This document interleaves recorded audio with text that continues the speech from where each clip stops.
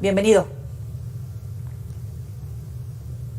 Muchísimas gracias, muy buenas noches, un placer estar contigo, con todos los amigos. Muchísimas gracias. 24 horas sin un reporte uniforme del presidente, de los gobernadores sobre el operativo y sus resultados, al mismo tiempo con bloqueos carreteros y 25 tiendas quemadas sin que presenciáramos un operativo como tal de la Guardia Nacional, el Ejército o en los estados para contener a los criminales. ¿Ante qué estamos? ¿Es un nuevo desafío de un grupo criminal al Estado mexicano en sus 3 órdenes de gobierno?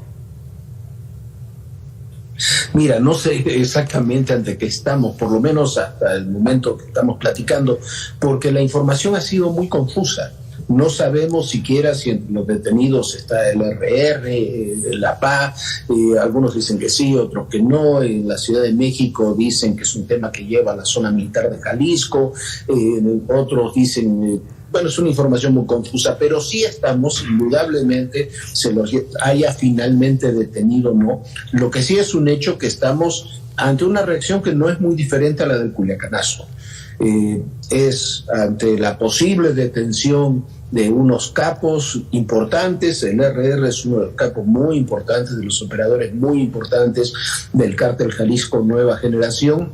Se produce una reacción de estas características generalizada, de violencia extrema, de bloqueos, incendios, agresiones, para tratar de evitarla. Sería muy importante tener una información muy pormenorizada de lo que sucedió para poder tener respuestas sobre la magnitud de este desafío, vamos a llamarlo así, de los grupos criminales a el Estado mexicano. Seguimos sin saber quiénes son los criminales que buscaban atrapar, quiénes son los detenidos, quién es el abatido para que se desatara esta violencia. A nivel nacional e internacional, el vacío de información dice muchísimo. ¿Cuál es la estrategia, si es que hay estrategia?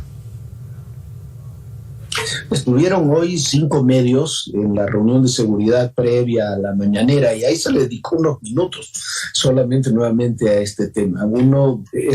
Si las reuniones de seguridad, yo no he estado, pero si las reuniones de seguridad son así, son una suerte de oficialía de partes que cualquier agencia de noticias, tú, yo, cualquiera lo tendríamos más o menos en forma muy similar. Entonces, llama profundamente la atención, tú dices...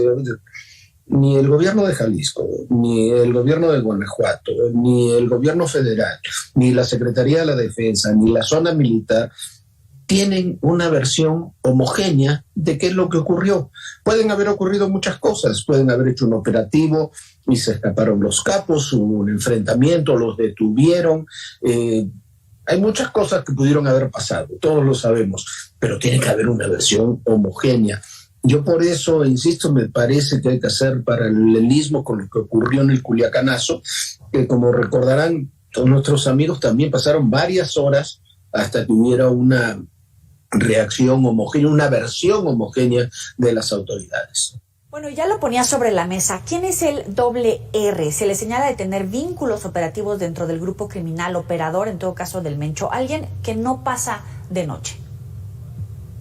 No, del RR sí tenemos información. El RR es uno, mucho más allá de ser el youtuber, como algunos lo llamaban por ahí, es un operador muy importante de González Valencia, del hijo de Rosalinda González Valencia, que es la esposa del Mencho, es hijo de una primera pareja, que fue el creador del Cártel del Milenio a su vez. Ese es el RR o el RR, como lo queramos llamar, y es de los principales operadores del 03. El 03 es quizás hoy el segundo o tercer hombre en importancia dentro del cártel Jalisco Nueva Generación, y un hombre que dentro del cártel Jalisco es particularmente importante porque es parte de la familia, tanto del Mencho como de la señora Rosalinda, que son en torno a ellos es que se estructuró realmente este cártel, lo que era el cártel Jalisco y lo que eran los Queenies. Entonces, son pocos los que quedan en libertad. son pocos los que están operando, por eso este hombre, el 03, es tan importante, y el RR es uno de sus principales operadores. Eso queda absolutamente claro. Lo que no sabemos es todo lo que ha sucedido en torno a estos operativos. Se menciona a otro personaje, no sabemos si es de otro cártel o integrante de otra célula del mismo cártel. El otro, por lo que sabemos, no tenemos ahí mucha información, pero es el operador de ellos. Dice dos grupos criminales, en realidad los dos grupos son del cártel Jalisco. Unos son los que operan básicamente en Jalisco y los otros subordinados a ellos los que operan en Guanajuato. ¿Por qué están envalentonados los integrantes del cártel? ¿Cómo ha logrado expandirse no solamente en este gobierno? Bueno, el cártel Jalisco es un cártel que ha crecido mucho en los últimos años, viene creciendo desde el sexenio anterior, se ha consolidado estos años a pesar de que ha tenido varios golpes importantes, pero es un cártel particular, es un cártel muy diferente al de Sinaloa, es un cártel que va creciendo en torno a un núcleo duro, que es además familiar, que es en torno al Mencho y Rosalinda y sus hermanos, y a partir de ahí van cooptando distintos grupos criminales locales. Es una suerte de franquicia, vamos a llamarlo así. Se ensañaron con los Oxxos en estos días, quizás porque es muy parecido a cómo operan ellos mismos, ¿no? Es una suerte de franquicia que opera de esa manera. Pero también tenemos que explicar estas cosas que están ocurriendo desde otra óptica. Se les ha permitido lo que yo llamo empoderarse a estos grupos. Entonces, si tú no tienes una reacción, un especialista en seguridad me lo decía muy gráficamente, ¿se dialoga con los grupos criminales? Sí, siempre se dialoga. Ellos hacen una acción, tú tienes una reacción, ellos reaccionan, ese es... tácitamente hay un diálogo en ese sentido. Lo que ha sucedido, que se ha permitido en los últimos años un empoderamiento de estos grupos, porque ante las acciones no ha habido reacciones. Ahora, cuando el Estado, como ocurrió en Culiacán, toma alguna acción, la reacción es desproporcionada y se sale de las manos del control del Estado. Es lo que vimos en el Culiacanazo, es lo que estamos viendo en Jalisco y en Guanajuato. ¿Qué opinas del trabajo de la Guardia Nacional y si realmente la única vía para que ofrezca resultados es que se incorpore a la Sedena, una especie de Policía Nacional como la que se conoce evidentemente en Colombia, que hoy precisamente el presidente nuevo, Gustavo Petro, está tratando de dar marcha atrás? Y si esa es la única manera para dar resultados con la Guardia Nacional, con el Ejército, tal como están operando en este momento. Mira, yo sé que voy a contracorriente de lo que muchos opinan. Yo creo que está bien que la Guardia Nacional dependa de la defensa como la Policía Nacional. Si tú has vivido en Colombia, yo he estado muchas veces en Colombia, yo creo que ese mecanismo funciona. Me llama mucho la atención que ahora Gustavo Petro quiera hacer exactamente lo contrario, quitarla para pasarla en ámbito civil. Ese mecanismo a los colombianos le ha funcionado. Yo creo que aquí tendría que funcionar también. Me parece muy mal que eso se quiera hacer por decreto y sin basarse en lo que se tiene que basar, en un profundo debate sobre qué sistema policial nacional tenemos. ¿Por qué? Porque si quitamos, no nos engañemos, si el 1 de octubre de 2024 un presidente o presidenta del partido que sea decide o hay un vacío legal y constitucional o decide deshacerse de la Guardia Nacional, nos quedamos absolutamente sin nada. Ese es el tema fundamental que no está siendo abordado ni por el gobierno federal ni por sus opositores. Y sin organismos coordinados para procurar la seguridad del país, ¿cómo quedamos con la Guardia Nacional en ese esquema o sin ella? Nada. O sea, nos queda así la Secretaría de la Defensa, la Marina, 3, 4, 5 policías locales, estatales en todo el país que son relativamente eficientes y nada más. Ese es el problema. Entonces, estamos discutiendo sobre si es constitucional o no, que me parece muy bien, yo no niego esa discusión, la decisión de incorporar a la Guardia Nacional, y no estamos discutiendo qué modelo policial queremos. A ver, con la Policía Federal ocurrió algo similar, se creó la Policía Federal, comenzó a actuar, hubo una Secretaría de Seguridad, se intentó que fuera una Policía Nacional, en un mecanismo de lo que se está planteando ahora, una Policía Nacional, pero civil, no militar, Como no hubo apoyo político, finalmente quedó en algo inconcluso y llegó un presidente y decidió cambiarla por otra cosa. A ver, ahora ya tenemos una institución que tiene 100.000 elementos, buenos, malos, regulares, es otra discusión, pero es lo único que tienes. ¿Y cuál sería en todo caso el saldo hasta el momento de la Guardia Nacional como uno de nuestros temas del día? Pero yo creo que es un saldo muy negativo. El número de homicidios muy superior a lo que tuvieron durante todo su sexenio Calderón o Peña Nieto lo indica. Hay avances en algunos sentidos, en algunos ámbitos, ante algunos delitos. Eso es indiscutible, pero la percepción de la gente, porque así lo demuestran los hechos, es que la seguridad no existe y se va deteriorando día con día. Entonces, la estrategia de seguridad no funciona porque más allá de golpes puntuales, que sí, por supuesto, se han dado, que siempre se dan, de avances importantes como los que se han dado en la Ciudad de México, que es un lugar donde funciona y ha funcionado bien, o en Yucatán, donde funciona y ha funcionado bien. La verdad es que no se percibe siquiera que hay una estrategia como tal.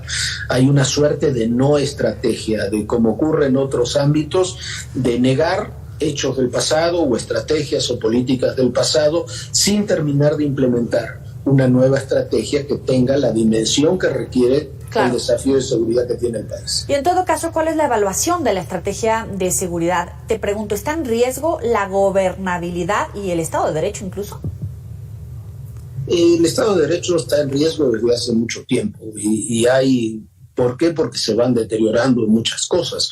Hay avances en el Estado de Derecho en algunos ámbitos, yo creo que particularmente en la Suprema Corte, pero en muchos otros no. Entonces, yo creo que ese es un riesgo. En la medida que cualquier grupo criminal se va empoderando, el Estado de Derecho está en riesgo y la gobernabilidad se ve vulnerada. Lo que vimos, vuelvo al tema, en Jalisco, en Guanajuato, es un desafío a las autoridades y mientras haya desafío de grupos criminales a las autoridades, ese desafío es a la gobernabilidad que las mismas deben imponer. Ejército realizando labores de todo tipo, con la ausencia de secretarios haciéndose cargo de su cartera, con la sobrerepresentación incluso del presidente. ¿Está en riesgo la democracia, la independencia de poderes, el sistema institucional? Mira, yo creo que el tema es más complejo que eso. A ver, hablando de militarización, yo soy de los que cree, los que hemos conocido bien lo que ha pasado en América Central y América del Sur durante muchos años, sabemos lo que es la militarización. Lo que tenemos aquí es una presencia mucho mayor de la acostumbrada, de la normal quizás, de las Fuerzas Armadas en el ámbito político. Desde el punto de vista estricto, yo no, salvo el secretario de la Defensa y el secretario de la Marina, no veo a los militares en puestos de control político de la nación. Están siendo designados para distintas tareas por el presidente, que a mí me gustaría que tuvieran muchas menos tareas, sí, me gustaría que tuvieran muchas menos tareas. No veo para qué diablos está la Guardia Nacional custodiando a distribuidores de gas natural, digamos, como están en la Ciudad de México. Me parece absurdo. Me parece que hay muchas tareas que no tendrían por qué hacer y que se les están dando. Me parece también que el presidente toma atribuciones que no son suyas y lo hace en la energía, lo hace en la seguridad, lo hace en muchos ámbitos. Cuando puede, lo hace. No le gustan los mecanismos de control. Me parece también que al mismo tiempo hay instituciones relativamente más sólidas, vamos a decir así, como para evitar, no sé si por voluntad propia, pero por lo menos para evitar que ese tipo de cosas ocurran. Me parece que esos son los fenómenos que tenemos, que es contradictorios entre ellos, pero queremos equiparar en muchas ocasiones nuestra situación. Lo quería hacer Morena cuando estaba en la oposición, lo quiere hacer ahora la oposición cuando gobierna Morena, con situaciones muy dramáticas que han vivido otros países, incluyendo, por ejemplo, políticas de pacificación como las que tuvo en el gobierno de Santos Colombia, que no son equiparables. Una cosa es negociar con una guerrilla, buena, mala o regular, otra cosa es negociar con el crimen organizado. Creo que es uno de los errores, por ejemplo, que está cometiendo Petro, que acaba de asumir la presidencia de ese país. Jorge Fernández Menéndez, periodista y columnista, muchísimas gracias por estar con nosotros para el auditorio de Mega Noticias. No, es un placer estar con todos ustedes, particularmente contigo. Muchísimas gracias. Gracias a ti, un abrazo. Vamos a invitarlos a recuperar esta entrevista en los próximos espacios informativos y en las redes sociales. Ya volvemos.